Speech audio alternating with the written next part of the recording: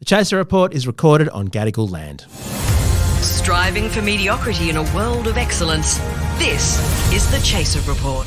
Hello and welcome to the Chaser Report with Dom and Charles. Hello, Charles. It's so nice to see you after the long weekend. We didn't bother to do one for Easter Tuesday. It's a public holiday in Tasmania. That's my excuse. Oh, yeah, What exactly. a good idea, by the way. Why don't we have that? Oh, we've got to have 5-day long Yeah, weekend. Tasmania is much better. But, Charles, you look cheerful, you look jolly, and I'm hoping it's because you've got an idea to unleash upon us today. So I am drunk with enthusiasm, Dom. I see. You've been celebrating a family birthday, I understand. Yeah, that's right. But what I am drunk on is the idea of taking the Chaser public, right? Oh, dear God. Because it's by which I mean listing it on the stock market, right? Right. And the reason is because in the past week, Donald Trump has taken Truth Social public in a sort of reverse takeover. It's known as a SPAC, right? And it is the greatest fraud in the history of humanity, right? So what has happened is a company that did $1.3 million of revenue, like a year and a half ago, and then last year did $4 million in revenue, lost $58 million in the same period, is now worth $6 billion US. So that's basically about 10 billion Australian dollars. So to summarise, it made extremely little revenue. It chalked up massive losses. It's not a business. It is less business than your average milk bar in Australia. Right. Yeah. So it lost money, huge debt, but they've managed to somehow float it and make billions. I want to hear more after this. Are you for real? Yes. How stupid are people? This is the genius of Donald Trump. And you're not listening to the Joe Rogan Experience. Although that makes my one in we do as well. So maybe we should become the Joe. Can we make this last 3 hours, by the way? So the whole thing is that the genius of Donald Trump is taking something shit, like it's called having followers, right? Like it's like Christianity or something. Like it doesn't have to have anything at the center that's true. It just has to surround itself with followers, and suddenly it becomes worth something quite valuable. Right? I mean, look, I've just been writing an entry for my forthcoming book, The Dictionary of Terrible Ideas. Oh, that's a great title. Thank you. Yeah, I'm writing the entry on the church. I didn't know that was your title. Yeah, The Dictionary of Terrible Ideas. Oh, what a great idea. Coming out later this year. Maybe a terrible idea, we'll see. But I've just literally come from writing the entry on the Church of Scientology. And I'd forgotten all the weird things they believe. It's so good. And it doesn't matter. It doesn't matter how insane it is. As long as people believe it, you're worth a lot of money. Yeah, so it's such genius, right? Because it's a revolution in everything. It's a revolution in campaign finance. It's a revolution in treason. It's a revolution in funneling money to foreign entity. So Donald Trump, he's a presidential candidate. He's going to be the next president. And you're looking at all these laws that prevent you from giving money to Donald Trump. Yeah. Or there are limits. Yeah. Or you can just become a capitalist entity, which is what he's done. The ticker is called DJT. Seriously, literally, it's his initials. It's his initials. So he's floated himself. Having looked at Trump's body, he would float extremely well. How extraordinary. And Charles, can I just note as well, this is the day on which we're recording this shortly after it's become official that he has managed to find the $175 million he needs to get his bond. Oh, what a coincidence. Where did he find it? This is the case from New York State about defrauding his estimates and getting the bank loans and so on. He was supposed to pay $455. They knocked it down to $175, and he sorted it out. So he's not going to lose Trump Tower, apparently. Right. Although it sounds though, even if he did, he'd just sell it to DJT Limited. And so the whole point is it's now a legal way to give Donald Trump money regardless of anything, right? And so what I mean is, and the whole point is he's got fools as followers, and they just will buy anything he tells them to. So let me say, so he did the sneakers, he did the Bibles, the Trump-branded Bibles, which, by the way... So the Bibles is brilliant. That's a whole different thing, which is what it allows all the far-right Christian churches in the entire south of America. And if you've been to America, you're talking like there's about 80 million people in the southern states of America who all have to go to church and if they want any level of security around healthcare or job security. Because if you're not seen at your local church and you get cancer, you die. Because it's all about GoFundMes for your church. All right. And if you if you're not seen at your church and you work for like local general dollar store or Chick-fil-A or whatever, they'll kick you out. Yeah, it's like, and you'll lose your health insurance. Yeah, exactly. Like you lose everything. So you have to go to church in those, lower, 27 states or whatever. So what the churches can't do is they can't donate directly to Donald Trump's election campaign because they're charities. Like you can't be seen to be political. Of course not. You can buy $60 per piece Bibles. Which apparently are printed on incredibly thin and shit paper. Yeah, which would cost like 6 cents to make. And that is a way of campaign financing. What I love about the Bibles as well, just to slightly diversify on this, is that it's not like as someone who grew up in the church,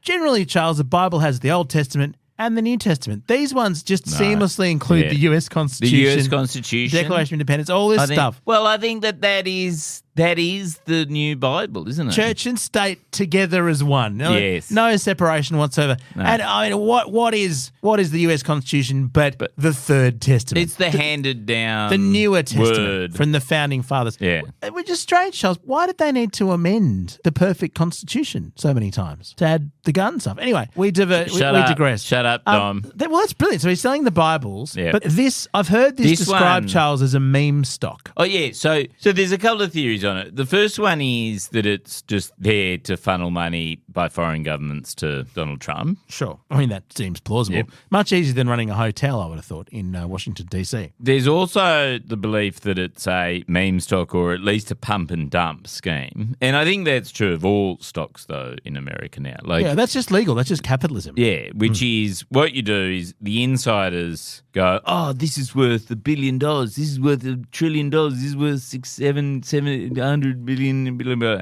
And then all the retail investors buy in at this enormous price. Yep. All the insiders then exit as soon as that's been pumped up enough. And I think that's what's happening at the moment. Like, so, I mean, why can't it be both? Look at... it's brilliant. Hegel had this whole idea of dialectics. Like, you don't need, You weren't expecting the pivot to Hegel either, were you? Two things can be true at once. Yeah. You can actually hold things in tension. And why not be both the pump and dump stock as well as a way to money launder campaign funds to Donald Trump? Well, you can at the same time be someone who a court has found raped a woman and also the beloved Republican candidate who the Christian right is backing. You can be two things at once. That is literally Hegelian dialectics right there. I've got an update on the stock, by the way, right after this. The Chaser Report. News you can't trust. So, Charles, I don't know if you're across the US stock market right now, but as we record... Is it being dumped? Donald Trump's social media company, DJT, as it trades on the Trump Media and Technology Group, it's fallen by more than 20%. Well, it's a mere blip, Dom. So Trump's net worth is now down by $1 billion. It was valued at $11 billion initially, which meant that he had far more money than he needed. So everyone was hoping that he'd be bankrupt and have to sell off and whatever. Not at all. But the fascinating question is, was it Trump who dumped his shares to get cash? I mean, I would have if I was him. I think that, unfortunately, there's rules around him. Well, not that rules particularly affect him. So he owns 60% of this thing. Yes, but the thing is, he wasn't allowed to sell it for the first 90 days. I should say, here, 60. There's a 6-month waiver on that, but presumably he just got Eric to buy a bunch of them and then dump. I don't know. How extraordinary! So what an amazing way of. Hey son, I've got a great stock tip for you. I'll give you a hug. What an amazing way to just bounce back. It's crazy. But Dom, we haven't even got to the thought starter of this episode, which is I think Chaser should do the same thing. Like we've got a whole series of suckers out there who follow us regardless of whatever we're doing, no matter how much treason we commit. How are the $5 a month subscriptions going, by the way? Still signed. We promised bonus episodes. Sorry, we will do some. We will. We really will. We're just busy. No, but what I'm saying is all those suckers out there who listen to The Chaser every day. Thank you. What we do is we get them to buy The Chaser. To buy the whole of The Chaser? Yeah, the whole of The Chaser. It's for sale. The whole thing? Yes. What's your valuation? $1 billion. No, $10 billion. $10 billion. Okay. Are you putting it on the ASX or are you going to float it in NASDAQ? Well, or? I think it's got to be one of those corrupt SPAC reverse takeover things. Yeah, because it wouldn't meet any regulatory levels. So it's a SPAC, is it? What, special purpose acquisition company? Is that what it is? Yeah, and so the whole thing about SPACs, right, is that, I mean, they're a complete fraud anyway, but what they're supposed to not do, in fact, by law, what they're not allowed to do is know what they're going to buy before they set it up. Oh, right? okay. So you buy into an entity and it supposedly, with a veil of ignorance, like a John Rawls style veil of ignorance, that just sort of goes, I don't know what I'm going to buy. And I'm going shopping. I'm going to look for something good value, right? So, the Trump Media and Technology Company. and this one has all the hallmarks of a completely, criminal enterprise where they didn't do that. They knew exactly what they were going to buy. Everyone bought it knowing that it was a SPAC set up to buy the Donald Trump company, and then they bought it, right? And that's just not allowed by securities law. Luckily, who are you going to appeal to? I mean, I don't know, the Trump-appointed Supreme Court? What do laws matter anymore? Yes. It doesn't matter. Oh, I think laws are so 2019. They're lame, they're boring, they hold us back. Boring. What a drag. No. Like, there was a law, Charles, that the whole time Trump was president, there was, I can't remember the name of it now, was it emoluments? I can't remember the word, but there was emoluments. A word. There was a law that was you're not allowed to get money from such as a president, from getting any money from foreign regimes. Yes. But he just set up a hotel, and everyone bought rooms and expensive services and whatever. But also, he did like $13 million worth of trade with China during that period. Sure, with Chinese Communist Government Party controlled entities. I mean, his company set up new hotel deals all around the world and all this kind of stuff. And nothing was stopped. His daughter got huge deals out of China during that period. Remember, she set up a whole handbag factory in China. Oh, there's all the things with the various Eastern European plutocrats too. So no, it doesn't matter. Well, this is good. If you can help us, if you can help advise us on floating the Chaser, podcast@chaser.com.au, send us an email. It reminds me of my idea, Charles, to start a hedge fund, the satirical hedge fund. Well, why can't be part of Chaser diversify into hedge funds but that's our growth story. Oh my God, that's the reason why you should invest in Chaser, because so far it's been a failed media enterprise. Largely failed media enterprise. And with some nice moments along the way, that's right. Yeah, great brand. But as a business, shocking. Yeah. Great brand, except that no one ever wants to hire it because it's too toxic. But as a hedge fund, the possibilities are endless. So the idea with the hedge fund was to raise all this money and use it to sort of intervene in the market. Yes. In an amusing way. No, I think in a profitable for us way. Yeah, totally. I think the way it should work now is not so much it's not a comedic hedge fund. I think it's a self-enrichment hedge fund. But it was supposed to make money and then use that to do fun stunts and stuff. I see. Oh, okay. But also I thought we could tamper with the market. So, for instance, wouldn't it be hilarious if suddenly everyone switched to Vodafone? Ooh, stuff like that. Yeah. Yes. Just turn things upside down. Wouldn't it be amazing if suddenly Channel 10 became a valued Because what you would do is you get everyone to switch to Vodafone, then no one would be able to be contacted. That's right. And you'd trade on that. As well. Get them silence. Digital detox. That's fantastic. I wanted us to buy a Southern Cross stereo, which I think we could have afforded to do. Oh, we easily could afford that. Yeah, that's like our old employer. Yeah, that's right. So we buy that. I have to pull out of the deal with ARN. Yeah. And we finally get to have a radio show. Who wants to be in business with Kyle and Jackie? No, we don't. When you can be in business with Dom and Charles. With Dom and Charles, that's right. We're absolutely right. So look, this is if you know how to do this stuff and have many millions of dollars lying around, we will help you spend it on fun stuff. Promise. I'm thinking at least $10 billion. So Charles, I like your vision. I like the fact that this was all come up with when you're drunk. Does that mean that if people sue you for drunk fraud on enthusiasm later, that you can say you're intoxicated? Is that how it works? Oh yeah, I have no criminal responsibility for this podcast. So the other thing we could do, Charles, is set up a social network, like Truth Social. Apparently that they're claiming it has 9 million users, and apparently it's got nothing like that. So all we need to do is set up a social network where people. Well, what about a social network where people just share stuff that they find funny? Well, we own the URL. Back in the day, Cam, the former editor of the Chaser, wrote a social network called Chasebook. Chasebook, yes, and Facebook's about to stop sharing news. For a little while, Chasebook was open to invitees and stuff like that, and we started to go. It was very computer intensive. Like, it was surprising how much computer power you need to fuel a social network. This is a great idea. But the thing is, the other day, Facebook got infected by bots and started, and they're users we can take to market. But our server company was pointing out that we were being used by Russian bots to, I don't know, do some bot invasion into Japan or something. It was like part of a DDoS attack. And I had to not just shut down that server, because they shut it down and they went, Facebook is still being used. And then they went, you need to destroy the server. And there's a button on our server website called Destroy. That's right.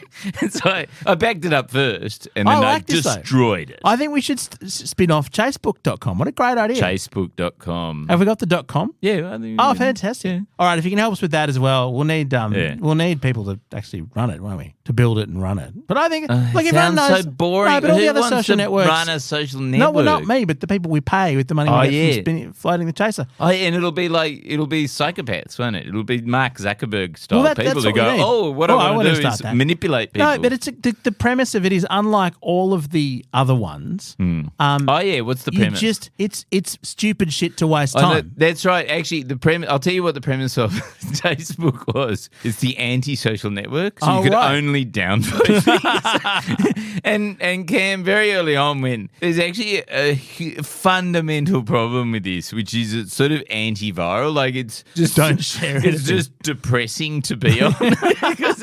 But I just saw it's such a great idea. The only thing you can do is such an Aussie social network. Is that say that shit? Nah. That's very funny.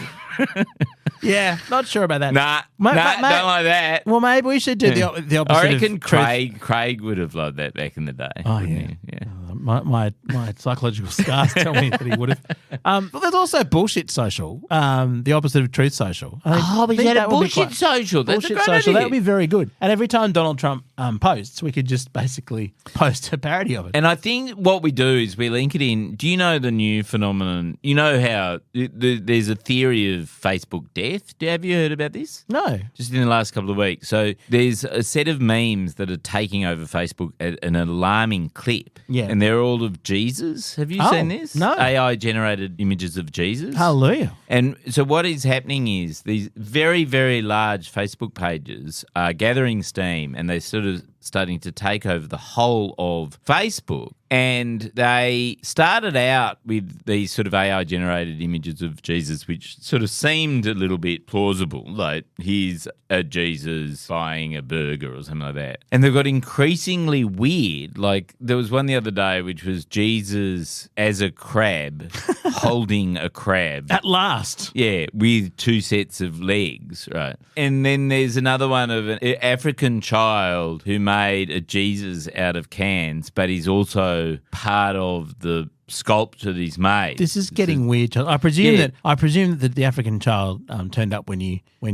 used Google's AI to look for a white child. Well, no, but the whole thing is, so what has happened here? That's right, exactly.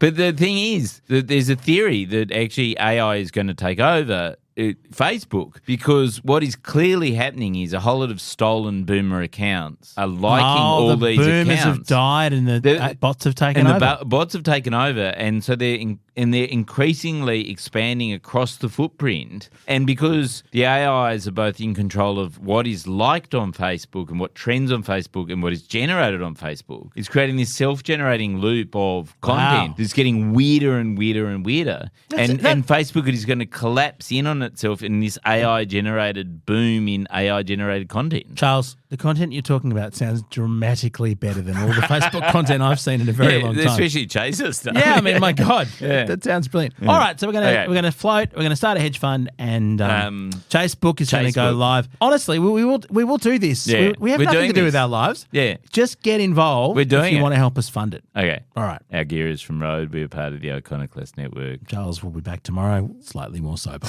Sober in judgment. In judgment. Yeah. Okay. Catch you then.